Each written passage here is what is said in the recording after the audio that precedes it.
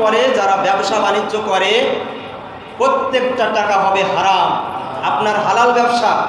কিন্তু জুমার সালাতের যখন আযান হয়ে যাবে, আল্লাহ রাব্বুল আলামিন বলেন, ইয়া আইয়ুহাল্লাযীনা আমানু ইযা নুদিয়া লিস-সালাতি মিন ইয়াউমিল জুমআহ ফাসআউ ইলা যিকরিল্লাহি ওয়া দারুল বাই', যালিকুম খায়রুল লাকুম ইন কুনতুম তা'লামুন।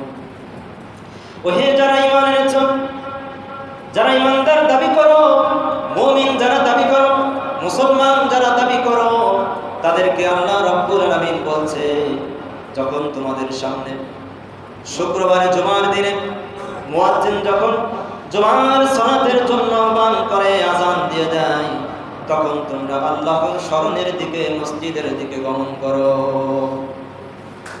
জুমার সালাতের যখন আযান হয়ে যায়, সঙ্গে সঙ্গে তোমাদের সমস্ত ব্যবসা বাণিজ্য, বেচা কিনা, কাজ কর্ম সব বন্ধ করে দাও আর আল্লাহর স্মরণের দিকে তোমরা ধাবিত হও।